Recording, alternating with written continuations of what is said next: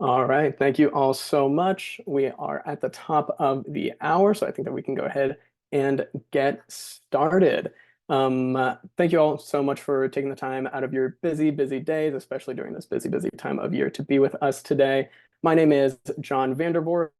I am the facilitator and manager for the Capital Region Climate Readiness Collaborative, the program through which this event is being organized. Really, really excited to have all of you here today. This webinar really is intended to provide a, brief snapshot of some of the important work that is, being moved forward within California's greater capital region. It is going to provide just that, a snapshot. It is certainly not representative of all of the really important and innovative work that is being done throughout the region, but I hope that it does, serve to shine a light on some of the really important and innovative efforts that are being pushed forward by our experts and practitioners within the region. Each of our speakers today are going to be able to share their unique perspective. We have folks joining us from the state, from regional agencies, as well as a local jurisdiction, and really excited to hear each of our speakers' perspectives on how they're approaching this work. Couple notes on logistics. If we can move to the next slide. Few quick things that folks are likely already familiar with as we round out 2023, but just wanted to encourage folks to utilize the chat function, not only to introduce themselves to other folks on the call, but also to reach out to John Vandervoort, myself, or my colleague Tila Combs if there are any issues, technical or otherwise, that come up during the call that you would like to address. I also encourage folks to utilize the Q&A module that you should have access to submit any questions for our panelists that come up throughout their presentations. We will be holding Q&A until the very end of the call, so we'll move through our 3 slotted speakers and then have a designated group Q&A immediately after. Want to do a quick overview of the agenda. If we can move to the next slide. Taking just a couple of minutes for some opening remarks here. We'll be spending the bulk of our meeting today hearing from 3 practitioners from throughout the region, about 45 minutes from 2:05 to 2:50. We then have a few minutes for a Q&A, and then I'll just provide a few closing remarks and get us out of here right at 3 o'clock at the top of the hour. So really excited to get into it. With that, I am incredibly honored and super excited to introduce our 3 speakers for the day. We can move to the next slide. I am incredibly lucky to be joined by Paul Gosselin, Deputy Director of the Department of Water Resources, Ryan Ojakian, Manager of Government Relations at the Regional Water Authority, and then for our third and final presenter, we'll be hearing from Matt Cohen, Associate Engineer from the City of Woodland. Thank you all so much for joining us today to share your expertise, and again, just hearing from how all of your agencies are approaching this on such varied scales. And with that, I am incredibly honored and super excited to turn it over to our first speaker for the day, Paul Gosselin. If we can move to the next slide. Paul joined DWR as the Deputy Director for Sustainable Groundwater Management in July of 2021. In this capacity, Paul oversees DWR's groundwater management activities statewide, including the implementation of the Sustainable Groundwater Management Act, or SGMA. Paul joined DWR after serving for 13 years as Butte County's Director of Water and Resource Conservation. And prior to his work at Butte County, Paul was Chief Deputy Director at the California Department of Pesticide Regulation. From 1989 to 93, he was the Director of Regulatory Services for the Massachusetts Department of Food and Agriculture. And Paul received his bachelor's degree in biochemistry and a master's degree in chemistry from the University of Massachusetts. So really excited to hear from you, Paul, and I'll turn it over to you. All right. Thanks, John. Thank you all. Really a pleasure to be here to join you today. So I'm going to talk about the Sustainable Groundwater Management Act, but specifically some of the climate adaptation that goes into that. Are the slides up, or we'll probably go to the next slide? Yes. So you could probably go to the next slide, and I'm going to run through some background on the Sustainable Groundwater Management Act. Again, I think everyone recognized 1914 was a major year for surface water rights statute, and in that they did not address groundwater, and they expected at that time in the legislature to pick it up soon, but it took 100 years to get the law enacted in 2014. Next slide, please. And really what the importance of this was back in 2014, the drought, it really exposed a lot of poor groundwater management that had been going on for a long time, that reached its tipping point in terms of dry wells, subsidence throughout the state. And so the law went into place. Next slide, please. It was kind of unique in the way it was designed. It applies to all the high and medium priority basins that the Department of Water Resources determined through Bulletin 118. There's also the law called for the department to identify critically overdrafted basins, and out of the 94, there were 21 critically overdrafted basins, and I'll get into the importance of that in a moment. But one thing with these high and medium priority basins, they cover the vast majority, almost over 96% of groundwater use in the state. Next, please.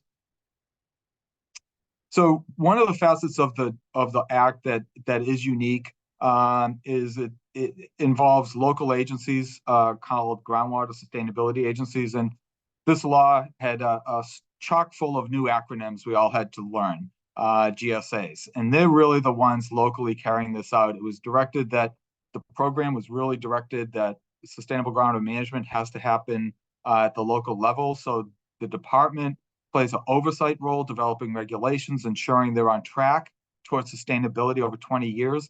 And if they're not, and they get out of off track, then the State Water Resources Control Board will intervene and maybe go down the path of removing local control.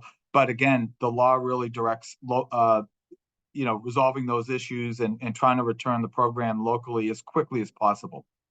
One thing that was interesting facet of the law was it was kind of getting caught up on how to define sustainability, and that was becoming problematic. And so what was designed and actually worked out well was what we're trying to avoid, and its impact to all groundwater uses and users, including groundwater dependent ecosystems and other uses, from lowering of groundwater levels, reduction of storage, seawater intrusion, degraded water quality, land subsidence, and depletion of interconnected surface waters. Each of the agencies in their plan have to address each one of these indicators through the lens of how it affects groundwater uses and users. Next, please. So again, administratively in these plans, they have to describe who's managing it, basin conditions, which is a heavy scientific document, and then the sustainable management criteria, which is, again, how they're going to end overdraft in basins, but then also look at how is this affecting groundwater uses and users and address that. And then they're going to be able to achieve sustainability through projects and management actions. Next, please. So we had over 250 in the 94 basins. Probably it's closer to much higher than that, of agencies that were formed. They met the deadline by 2017 to form all those agencies. Next, please. So we had submittals in the tight timeframes. The critically overdrafted basins had to submit their plans by January 2020. And we had 2 years to assess those plans. Once an agency adopts and submits a plan, it immediately becomes implementable, and they're implementing it while we review. It's the 20-year implementation timeframe, so they're often running right now implementing their plans. And then the non-critically overdrafted basins had till January 22 to submit their plans, and they submitted them on time. Next, please. So I'm going to talk quickly about where our determinations are, and this is our 2-year review of plans. Next, please. So we had 21 critically overdrafted basins, 46 plans, 63 basins non-critically overdrafted, and there were 65 plans. The law allowed more than one plan and more than one agency within a basin under certain conditions, but we evaluate how the basin is doing towards meeting their sustainability goals and compliance on a basin-wide basis. And then there were 9 basins that had demonstrated that they've been sustainable for over 10 years, and were granted an alternative approval, and they submit periodic evaluations. Next, please. So currently we have, and this is in total, 51 basins we've approved, including the 9 that are alternative basins. And when we approve a basin after review, we typically will have what's called recommended corrective actions. These are things that we expect basins to improve upon. They weren't big enough to have us not approve the plan, but it's something we expect them to address by their first periodic update, which is at least within the first 5 years. So every 5 years, they have to submit a periodic evaluation, and this is a performance evaluation, whether they're on track for sustainability. Next, please. Now, through our reviews, we had a number of basins that we could not determine that they were substantially compliant. I'll start at the bottom, incomplete. So when we find a basin has significant deficiencies, we'll call that basin incomplete, and we give them 6 months to address the deficiencies that precluded approval. And these are currently basins that are in that process. And then there are a number that went through the incomplete process, and we still determined that they did not meet the deficiencies, and they become deemed inadequate. And then they're subject under the State Water Resources Control Board. Next, please. So this is a busy slide, but really this gets into once we get past, and I will say we're going to complete all the determinations on all the basins by the end of January of next year of 2024, within the statutory deadline. But that begins the process of our continued oversight of basins to ensure they're in compliance with the law and regulations and on their way to sustainability. So this is going to be a continuous process, and at any time, even approved basins initially could be put in a category of incomplete or maybe subject to state board intervention. Next, please. All right. So one thing, even though the Sustainable Groundwater Management Act was built on trying to resolve poor groundwater management, it's also turned into a climate change resiliency just because of changing climate and just water supply availability. Next, please. So I'm going to talk through some of the policies, climate change adaptation, groundwater recharge and flood diversions, and depletion of interconnected surface water and subsidence. So the key ones I'm going to talk about today. So next, please. So in 2018, we did have a climate change guidance for agencies to adopt in their plan. And we found that most agencies did use our guidance document, but frankly, what was produced in 2018 does not reflect what we've been experiencing in the last 5 years. We know that. And I think building off the governor's water supply strategy for adapting to a hotter, drier future, and this accounts for another 10% water supply that's just going to be taken up by just increased temperatures, is another driver for these basins. So one of the thoughts we had is we're not necessarily going to have them redo water budgets and redo their plans.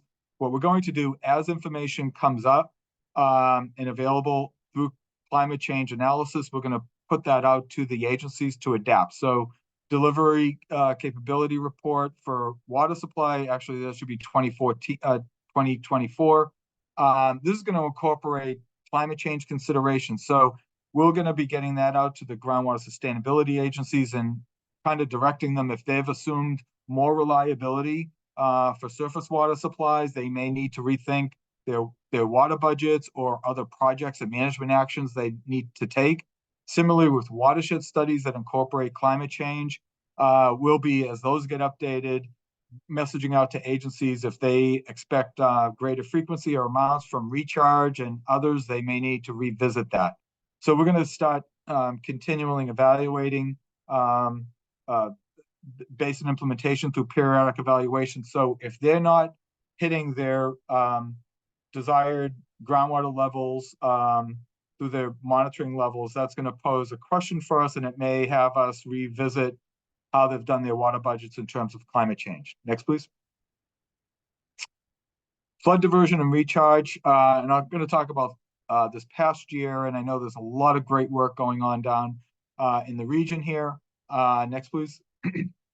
But one of the things we learned is we're dealing both with, climate change flood emergencies as well as drought emergencies at the same time. And we've started to reflect that in how we've been working on these issues. We have a number of executive orders and other actions reflecting both the drought emergency we're in, and basins are still in drought, as well as the great atmospheric rivers and the other side of climate change. Next, please. So we did have a good year last year on flood diversions and recharge. We'll be updating these numbers in the spring when we get annual reports from the agencies on change in storage in basins. But this just reflects the enormity of the amount of flood diversions and recharge that occurred over this past year. We're getting ready, go to the next slide, to be prepared for next year, whether it's, it's dry right now, but if we remember a year ago, sitting here, we were thinking we were going to be facing the fourth driest year in a row. That was 1,200 years of record impact. So we're setting up the same methodology, lessons up and down the state, being prepared to work with local agencies and flood agencies on flood diversions, but also be prepared for ongoing drought tracking and following up on that. Next, please.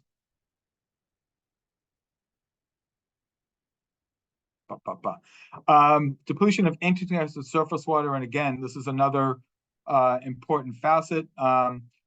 It's a kind of a new aspect for water managers to be able to manage their creeks and streams that are being affected by pumping.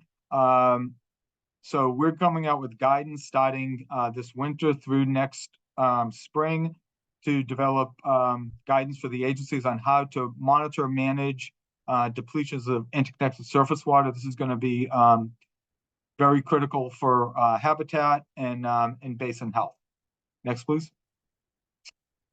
And one last piece on subsidence. One aspect of the statute is that it expected that subsidence would be minimized or eliminated under this. And what we've been finding is in many areas, there's been a real lack of progress. We have quarterly INSAR data, which you can see one reading there, the displacement that's been going on. So San Joaquin Valley, these hotspots along the aqueduct and other critical infrastructures are not abating in most areas. And we've also started to see emerging subsidence in Sac Valley, in the Colusa Basin, Glenn and Colusa County, also in Yolo. And these are areas we're really going to need to have action taken now and to arrest that subsidence before it grows and starts impacting critical infrastructure. So we're going to be coming out with the best management practice guidance next year. And this is going to be really impactful because it is going to involve ending pumping, or at least groundwater pumping in and around these areas that are going to affect a lot of landowners. With that, I'll close sort of this quick flyover on the Sustainable Groundwater Management Act that, again, is also going to be this climate change resiliency. So in 2040 and 2042, groundwater uses and users are going to be protected, even under circumstances we've been facing the last 5 years, and knowing that things are going to still dramatically, need resiliency in the future. So thank you. Wow, thank you so much for that, Paul. I mean, yeah, certainly does seem as though that is a flyover view and merely a peek at all of the incredible work that's being done throughout the state, but certainly helpful context for the rest of our conversation. I appreciate you laying down some of that framework for the rest of the conversation. So with that, moving right along, I think that we will now maybe shrink slightly in our scope and move towards the perspective from a regional agency. I am super excited to introduce Ryan Ojakian, Manager of Government Relations at the Regional Water Authority. Ryan is responsible for coordinating and leading advocacy efforts on all issues affecting RWA members' ability to reliably provide high quality and affordable water. Ryan has more than a decade of experience working along a wide range of complex issues in the California State Legislature. And prior to joining RWA, Ryan was most recently a senior consultant for the Assembly Water, Parks and Wildlife Committee. In addition to working for this committee, Ryan has also served as legislative director for Assembly member Mark Levine and legislative aide for former California State Senator Joe Simidian. Ryan also holds a master's degree in economics from San Diego State University and a bachelor's degree in animal physiology and neurosciences from the University of California, San Diego. I'm also really, really fortunate to have Ryan serve on the steering committee for the Capital Region Climate Readiness Collaborative. So I'm, of course, very excited to hear about all the incredible work that he has been doing in his position. And with that, Ryan, I will turn it over to you. I know that you wanted to kick it off with a quick video, which I will pull up in just a second. Was there any context that you wanted to provide around the video before I go ahead and play it? While you're pulling it up, I'll just tell everybody that it's a video from the Public Policy Institute that is, I think, really appropriate to the topic that we're talking about today, which is advancing water resilience. I think, will just help give some context for everybody here, what some of the thoughts are out there on how do we advance water resilience. Go ahead. Okay. And if all goes well, hopefully folks will be able to hear the video. If you do not hear music immediately, please let me know.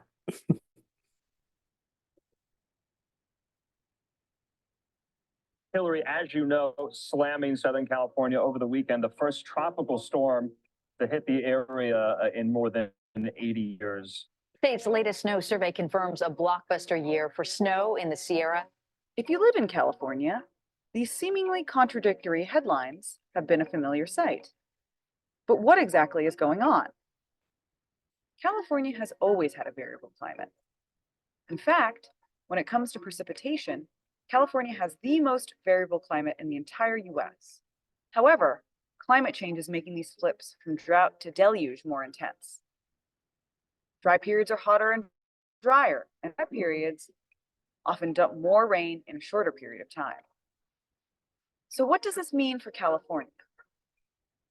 Our water supply system was designed for mid-20th century conditions, when temperatures were lower and precipitation, snowpack, and runoff more reliable. Over the last 2 decades, warming, an increasingly thirsty atmosphere, and losses in snowpack are stressing the system like never before.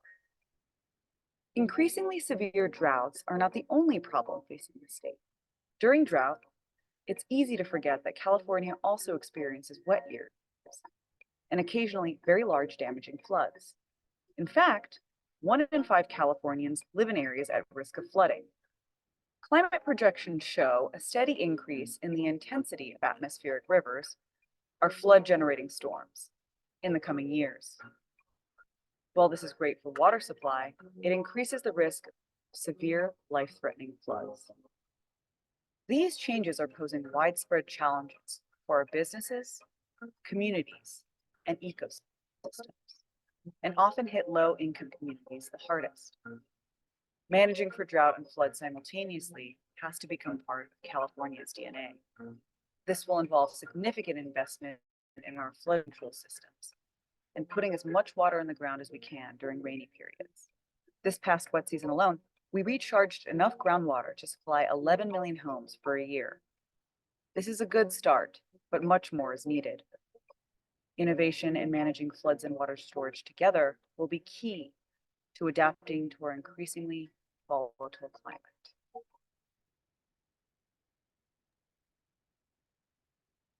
Great, thanks, John. Appreciate you putting that up. It was a little slow on my end, but if the text was really important to have, like the captions there. If you weren't able to catch everything, if we could go ahead and get into my presentation. And I'll just give you guys all a heads up. I'm going to go super fast just to try and keep us on time. Look forward to questions. And you guys all know how to find me afterwards if you have additional questions. So really quick for context, RWA, the Regional Water Authority, is comprised of members that are largely, not solely, in the American River watershed. So the American River watershed is a large watershed. It's 2,100 square miles. It's a key element of state water supply. Somewhere between 5 to 10% of the state's water supply comes through the American River watershed in any given year. And then I think really important, historically, we have relied on snowpack that makes up about a third of our water supply. Next slide, please. I'm going to spend the bulk of my time focusing on groundwater recharge through the Sacramento Regional Water Bank, very much related to a portion of what Director Gosselin was speaking to just before me. But I want to make sure that everybody knows that that's not the only thing that we're thinking about when we think about watershed or water resilience in our region. We take a whole watershed approach. There's a suite of projects that we're focused on. I'm going to put up a website at the end. There's a whole section on the website related to all these other projects, but I am going to hone down particularly on groundwater recharge as an approach to water resilience moving forward. Next slide, please. I think you got this in the video and also in the previous presentation. Climate change is water change. The only thing that we can say for certain is to expect the unexpected. The way that I describe this for the layperson is if you took a 6-sided die, shook it up and rolled it, 5 out of the 6 years are probably going to be the driest year on record, and 1 out of the 6 is going to be the wettest year on record. Something along those lines is what we need to be planning for. Next slide, please. So we have done here locally climate change analysis and what we can expect with regional partners and partners in the federal government, the Bureau of Reclamation. The short story of those changes, in addition to those extremes, is going to get significantly warmer, 6 degrees or so warmer in the upper watershed. And this is going to create a catch-22 challenge for how we manage water here in our region. And that catch-22 I described like this. Folsom Reservoir has 2 functions. It's flood control and water supply. Those 2 functions used to happen at different periods of time. In the winter, the focus could be placed on flood control. In the spring and summer, it could be focused on water supply. Our water supply is going to come all at once in the winter, and it's going to take away that time difference. So Folsom is going to have to operate for flood control and water supply at the same time. That's not how the facility was constructed or envisioned. But there's some good news here, because our surface water supply is not our only supply. We also have an expansive groundwater basin that's twice the capacity of Folsom Reservoir in the region underneath our feet. And we have an ability to prepare for those changes by better utilizing our groundwater basin, better managing the relationship between our surface water and groundwater. One other thing that I want to mention here, not a perfect fit with this slide, is that 10% of the world's fresh water is in surface water. 90% is in groundwater. We built a system based on that 10% here in the state, but that creates a great buffer or opportunity for us to reinvent the system in the face of climate change and build it out based on that other 90%. So next slide, please. I'm actually going to really skip over these next couple of slides pretty quickly, just in the interest of time. But really quick, you've heard this like 3 or 4 times now. When it's wet, it's really wet. When it's dry, it's really dry. When it's wet, we have a tremendous amount of uncaptured water. Again, this is information from PPIC. And when I say a tremendous amount of uncaptured water, we're talking tens of millions of acre feet, 40 million acre feet in a year like 2017. Total surface water storage in the state of California is about 50 million acre feet, just for context. However, when it's dry, it's really dry, and we are only meeting basic environmental needs with previously stored water. So really the bottom line here is we've got to find a way to smooth out those extremes. And that's where our groundwater basin comes into play. Next slide, please. I've already really said this. Basically, with climate change, we're losing our snowpack, and we've got to find a way to replace that. Next slide, please. A similar figure was up in the previous presentation. What I really want you to take from this slide is if you see that green patch here in the state of California, that's the Sacramento region. We're headed in the right direction, where you can see on a regional basis, you don't really see any other place in the state that is headed in that direction. I will get into how we got that positive direction, but I will also underscore here that this is not RWA's data. This is Department of Water Resources data, and it's from 2002 to 2022. That period of time coincides with the most severe drought in the American West that's on record, the most severe drought in 12,000 years. So take-home message is we do have solutions, and solutions that work with the changes that we're experiencing. Next slide, please. This is just a close-up really of what I just showed. But here, the way in which we've gotten those changes is by bringing surface water to places that otherwise would only be using groundwater.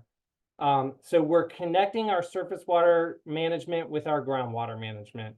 And when you do that, and you use surface water in years like last year that were extremely wet instead of groundwater, then you can allow your groundwater basins to recover and fill up.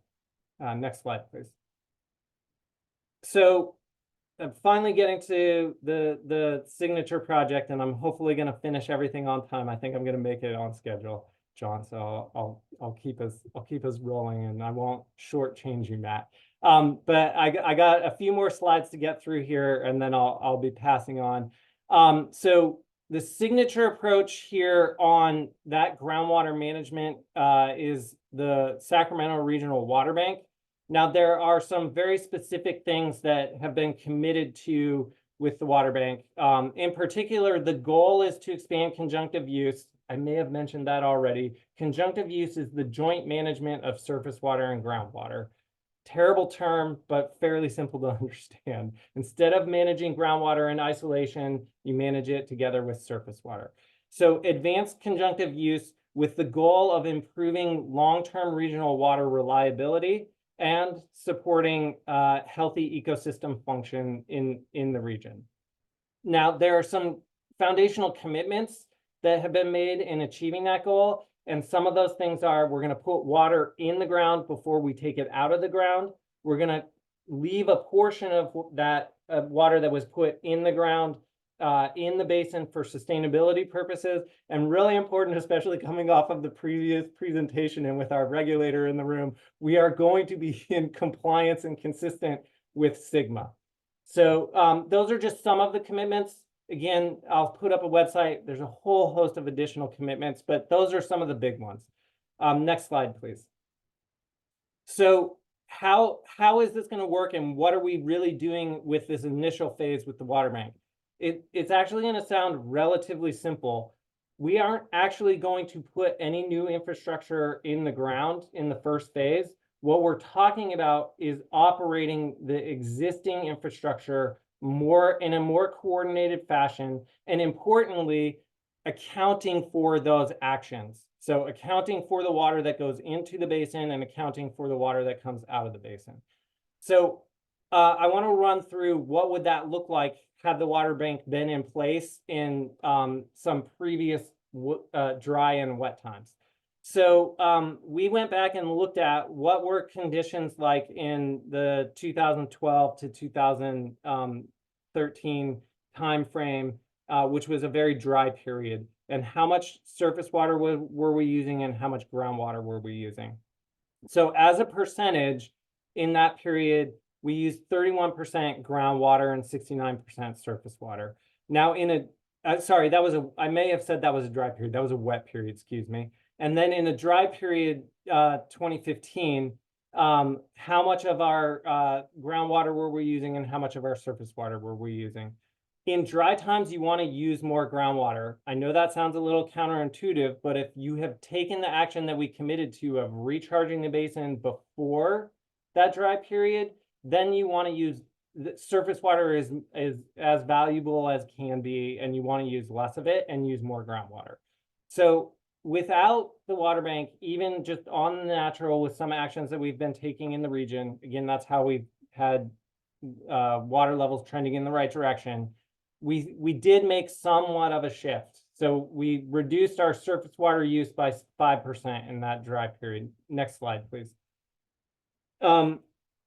What we found in going back and looking at those periods of time was we actually could have made much bigger shifts than what happened on the natural. So we could have shifted in a wet period from 69% surface water use to 84% surface water use. That equates to about 65,000 acre feet annually. Next slide, please. And then conversely, in a dry period for recovery, we could have shifted from 36% groundwater to 59% groundwater. That would equate to 55,000 acre feet annually in recovery. So that's why we are optimistic about the prospects of the water bank, because of that analysis, frankly. Next slide, please. So I just wanted to leave you guys, and I'm sorry, Matt, I am just a little bit over, but this is my last slide. I did want to leave you with a little bit of what are some next steps with the water bank. So we've completed a number of tasks in this last year, including one of the things was kicking off the environmental process, which we expect to have a draft EIR out in mid 2024. And then while that work is going on, we're going to continue to do technical work and really define how we're going to achieve the goals and commitments that we've made. And then we will continue engagement with stakeholders, which includes all of you, but others as well in the coming year. And then again, there's the website, which lays out everything that I just laid out, but you can take your time and peruse it as you have appropriate amount of time. So thanks, and looking forward to some questions here at the end. Fantastic. Thank you so much, Ryan. Clearly, very important work going on within the region. And yeah, be sure to include any additional links that I may include as a part of follow-up. I know that stakeholder engagement for the water bank is well underway, and happy to continue to elevate that however I can. And with that, I will turn it over to our final presenter for the day, Matt Cohen, Associate Engineer from the City of Woodland. Matt is a self-proclaimed energy and water sustainability guy, love that, who has worked in the utilities engineering for the City of Woodland for over 6 years. He holds a master's degree in civil and environmental engineering from Cal Poly SLO. And as an associate engineer for Woodland, Matt has conducted water loss audits, managed water and sewer R&R projects, and is currently managing a recycled water project, as well as an aquifer storage and recovery well project. All of that while being in charge of the city's water quality data, reporting, and regulatory compliance. He also updated the city's urban water management plan and emergency response plan. And recently, Matt was featured on FEMA's Level Up Audio Project podcast episode entitled Mitigating Drought with the City of Woodland, California. That is a great listen. I will certainly be sure to include that, the link to that episode as a part of follow-up to this as well. So apologies that we are a little bit behind, Matt, but please do take your time to get through your presentation. With that, I'll pass it over to you. All right, thanks for the introduction, John. Let's start the slideshow. So like you said, I'm Matt Cohen, an associate engineer and the self-proclaimed energy and water sustainability guy. I say that to highlight the importance of self-identity, because it was around the high school timeframe that I asked myself, well, who am I and what do I stand for? And I decided that I'm an energy and water sustainability guy. And here I am, 10 plus years later. My first job out of college was a solar energy consultant, and now I'm an engineer for water utilities. So I've had my hand in both of those. So that being said, I'm also a future governor of California, dedicated to data-driven and scientific decision-making.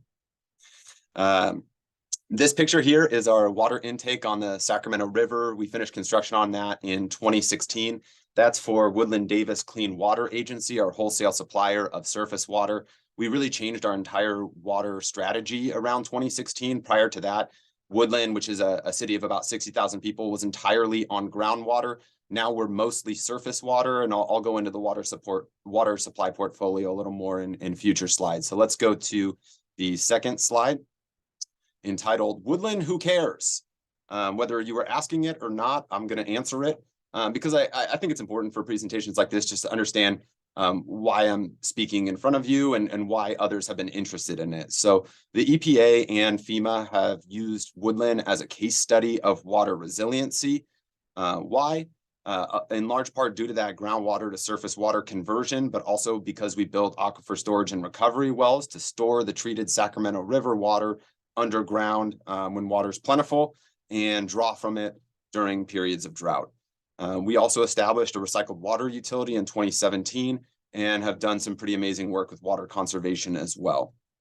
So I want to highlight that EPA tool, CREATE, because that's really what they used this as a case study for. It stands for Climate Resilience Evaluation and Awareness Tool. You do an evaluation of what do future scenarios look like under climate change, and it's much what Paul and Ryan already said, so I won't go too into detail on that, but hotter, drier, stormier, so prolonged periods of drought, and then when it rains, it pours, and you got to manage that from the flood control standpoint and capture as much of it as you can, put it into storage, and use it during periods of drought. But what's really great about CREATE is that it monetizes the results of your analysis, which is excellent for showing decision makers like city council or the board of directors. So this is an example of that. When we did our analysis, this is 2019 dollars, but basically under the current measures, under our current scenario, looking at future climate change conditions, hotter, drier, stormier, we expect the total consequences to cost like $24 million to $47 million. We put in an adaptation plan, which reduces the consequences we would expect to face under those conditions. So that would save us approximately $420,000 to $16 million. So the monetized risk reduction then is $8.5 million to $46 million. And then you can come up with an adaptation plan cost. For us, it was $4 to $8 million. Looking at some of the projects that we're implementing now and having some sticker shock at the price tags for them, it's probably more than that. But you could always use this as a jumping off point and then evaluate it further, amend it as needed from there. But the main point is that it produces good graphics and is really great to present to the decision makers. And then the FEMA podcast largely covers a lot of the stuff that I'll cover today. So pretty similar. If you're here now, you're getting the big taste of that anyway. Let's go to the third slide. Just to give a quick overview of Woodland's system, you can see our intake there, 400 CFS on the Sacramento River. Transmission mains were built. It goes to both Woodland and Davis. So Davis also switched over to higher quality surface water. And we have those 3 aquifer storage and recovery wells to inject the stored surface water underground after it goes through our local transmission network and draw from it later. So we're like squirrels saving acorns for the winter time, except for the seasons are reversed. Let's go to the fourth slide. Just to quickly show the improvement in water quality from switching from groundwater to surface water. In particular, it really reduces nitrates and hardness, which our customers appreciate. But the trend is much the same for many other chemical constituents as well. Let's go to the fifth slide and look at our water supply sources. So that's the interior piping inside our ASR well building on the right there. That our primary water supply is that water intake on the Sacramento River and the newly created surface water treatment plant. So in a wet year, we could be surface water year round. In a dry year, we need to diversify our water supply portfolio and draw from multiple sources to maintain higher quality water all the time. So we run up against limits for being able to withdraw from the Sacramento River. Term 91 curtailments will basically shut off our water right. Shasta critical year will reduce our access to our other water right from Shasta Reservoir. So then our main source of backup is the ASR wells for aquifer storage and recovery. So it's surface water, we've got it stored, but we only have so much stored. So there are instances where we might need more than we have access to from the surface water plant and more than we can pump from the ASR wells. So we also maintain 3 groundwater wells that are tied into the surface water transmission mains. So they're blended with surface water prior to delivery to customers. So we can use that to supplement and maintain high quality water for everybody in the city while actually using groundwater that is a little bit higher in hardness and nitrates, but it gets diluted.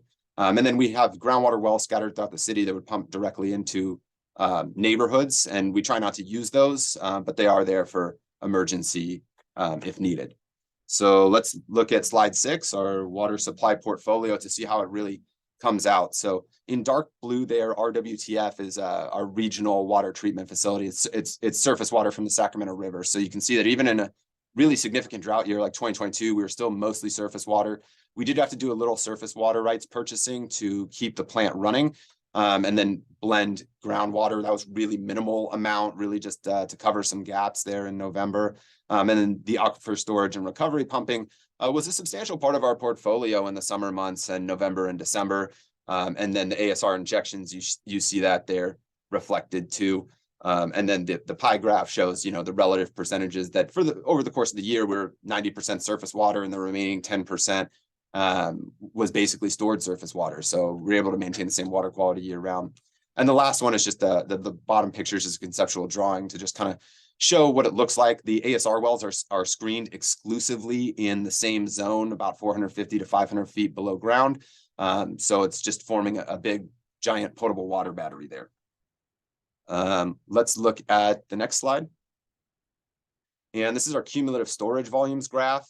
The different colors on the graph are just the 3 different wells, and it just shows really what it looks like over time since the conception of the program in 2018. So you see periods where we inject early on just to form the buffer zone and form the giant potable water battery. And then in the summer times, we've drawn from it, and the cumulative storage volume will go down. So you see cycles of us injecting into the aquifer and pumping it back out. And the net result at this point still being about 2 billion gallons net injection, which our local sustainable groundwater management agency just loves that because it all contributes to the water balance. So even water we haven't recovered is really contributing to aquifer recharge. So that's helpful too. I have plans to build a 4th aquifer storage and recovery well, and I'm seeking funding for that. One idea that I want to generate hydropower during injection because there's already that elevation differential. The potential is there to generate hydropower. And I also figure we may as well put solar panels on the roof building of the ASR well and generate the solar power that's also just already there right where we need to use it. And that would offset pumping costs and help reduce the impacts of climate change moving forward.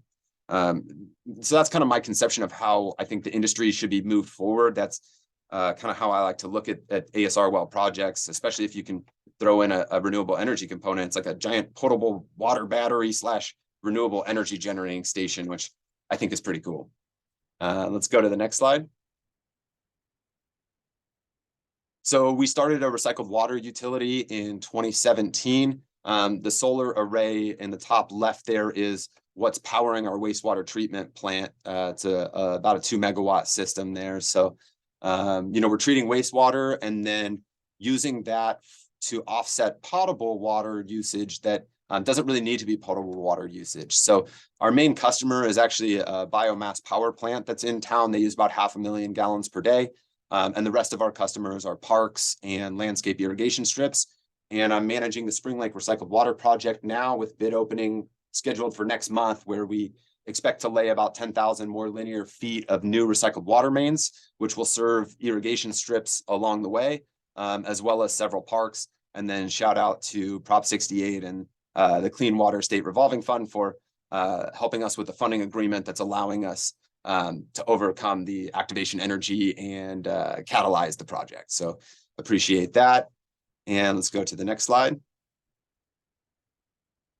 Water conservation, got to touch on it. It's an important part of the whole thing. There was legislation that guided all this. Senate Bill 77, the Water Conservation Act, required a 20% reduction in urban water per capita use by 2020.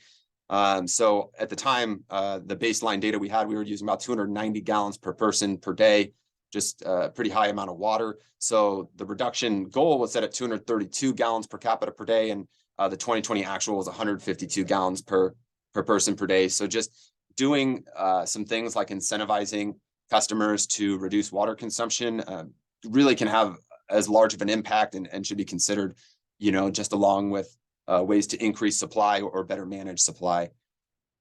Some of that I think has to do with water rates and becoming fully metered, and also probably the cost of building a surface water treatment plant and ASR wells coming into increasing the water rates that people pay, that incentivizes people to reduce. But we also have a program called Aquahawk that allows customers to review their water usage and helps our water conservation coordinators identify the top users and notify them so that they can potentially reduce that.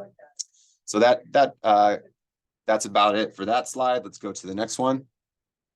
I've been part of a few collaborations that have been my absolute pleasure. The Ministry of Foreign Affairs for Denmark created the Water Technology Alliance, and my representative liaison there was Lars Ravenborg with the WTA. He's a senior technical advisor, also his daughter's hero. Scott Richardson is another guy you could potentially reach out to if you're interested in this. But I was actually taken on a trip to Denmark to go tour their water infrastructure, meet with some of their utilities, see what they're doing, meet with some of their legislators, and see how legislation is impacting water conservation and sustainable water management, and some of their companies to see what innovative products they're producing and how we could potentially benefit from them. So just a few pictures of the trip to show what it's like. Water professionals from California and Texas were on this trip, and it's just an amazing experience to visit Denmark, learn so much about what they do differently, what lessons we can learn from them, what lessons they can learn from us. So when I first heard about this, I borderline couldn't believe it. And I think I emailed Lars that day and added everyone I could on LinkedIn. So if you're interested in going to Denmark and having a similar experience, I would recommend reaching out to them and inquiring about what possibilities there are. So let's move forward to the next slide. Just to talk about a couple companies there that have interested us. The part that was noticeably missing from our water resiliency story, that Woodland is the case study, is really the leak detection and non-revenue water loss reduction. So that's my focus moving forward, amongst expanding the recycled water utility and expanding our aquifer storage and recovery program as well. I really want to implement a leak detection program, and it's not quite from scratch, but pretty close. So it was really interesting in Denmark to meet with the utilities and see how they're using these products and services, and get the feedback of what's really working well for them and what challenges they're encountering. But also the sales representatives have been pretty straightforward about that too. So there's a couple that I'm looking into and very curious in, and I have plans in January to meet with more of the deciding members in Woodland and really game plan our strategy moving forward. But Comstrup is an amazing company that's producing water meters with built-in acoustic leak detection. So it listens in, you have ears on your system, listening into the water mains nearby and the service lines to help detect leaks. That is a really interesting idea for Woodland. If we had brand new meters, I probably wouldn't be as interested, but we have aging meters that are 13 to 15 years old, due for replacement anyway. So there's a few areas I'm looking to target where I think these would be a really good fit. Really good high quality meters for the customers, but also would allow me to hopefully identify leaks and save our ratepayers money by fixing those leaks and not just wasting money as it leaks out of our pipes. Dawn Groves is the regional distribution sales manager. She's been great to work with. So if you're interested in that, I didn't put her phone number there because I'd recommend getting in touch with Lars and the Water Technology Alliance first. But that's who I'm working with. She's been great. And then Lifecock specializes in leak detection, and that's been really interesting. My favorite part about them is that they're really about investing in the human personnel. So what I believe they're offering would be something like training our staff personnel in detecting leaks, because that's what Lifecock does. They're not as much salespeople as just people that have worked in leak detection for a long time and have decades worth of experience that could help our staff members better understand the technology, better apply it, better use it, and basically invest in our personnel. So I'm interested in pursuing that avenue as well. The Danish folks, their names can be difficult to pronounce. I believe his name is Jørn, but it's okay to call him John. So if you get in touch with him, he's okay with going by John. Let's go to the next slide. Oh, yeah, questions. Right on time.